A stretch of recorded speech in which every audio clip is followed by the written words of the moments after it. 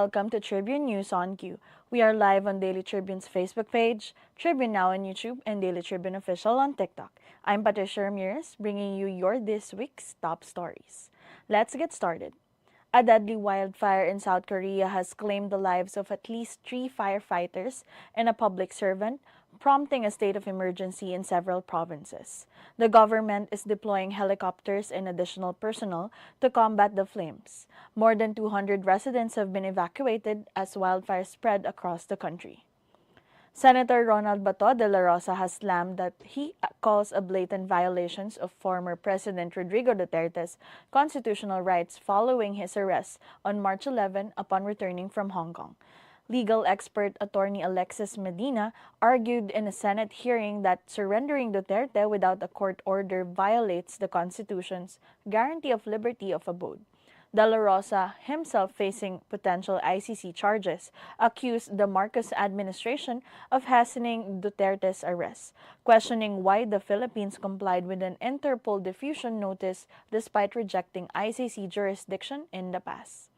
In a major step for transparency, the Commission on Elections has partnered with the Bangko Sentral ng Pilipinas to ensure the safeguarding of source codes for the upcoming polls. This belief is a move that guarantees voter confidence in the new electoral system.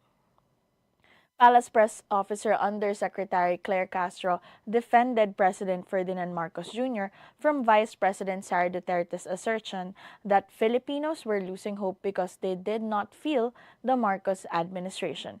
Castro said the president's project and public engagements were broadcast by Radio Television Malacanang or RTVM and state-run PTV4, ensuring their transparency and accessibility to the public. The International Criminal Court confirmed that former President Rodrigo Duterte could seek interim release while awaiting trial, but must comply with conditions, such as appearing in court and avoiding interference with investigations. The court requires agreements with states to ensure these conditions are met. The Philippines' withdrawal from the Rome Statute in 2019 does not affect ongoing proceedings for alleged crimes committed during Duterte's time in office, as the ICC retains jurisdiction for incidents that occurred while the country was a member. Duterte's next court hearing is set for September 2025. In sports, the Los Angeles Lakers suffered a tough 118-106 loss to the Orlando Magic, jeopardizing their playoff push. Despite strong performances from Luka Doncic and LeBron James, the Lakers fell in the second half, marking their third straight defeat.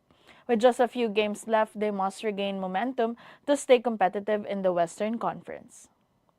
Filipino tennis star Alex Ayala lost her Miami Open semifinal matchup against world number 4 Jessica Pegula in a hard-fought 6-7, 7-5, 3-6 match.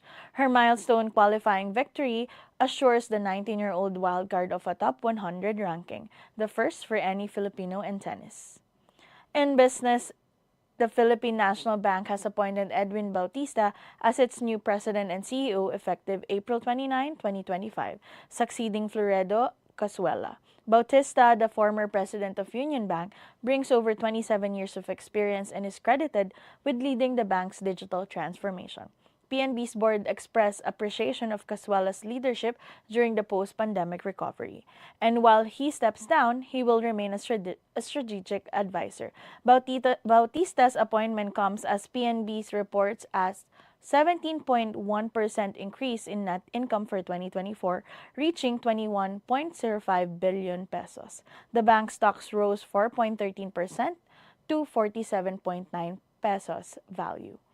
Meralco has expanded its power supply agreement with South Premier Power Corporation to 1,200 megawatts following Energy Regulatory Commission's approval. The deal aims to secure stable electricity rates and prevent shortages, with capacity sourced from the Ilian Natural Gas Plant. In the world of entertainment, Mariah Carey will bring the Celebration of Women tour to Manila on October 14, 2025 at the SM Mall of Asia Arena.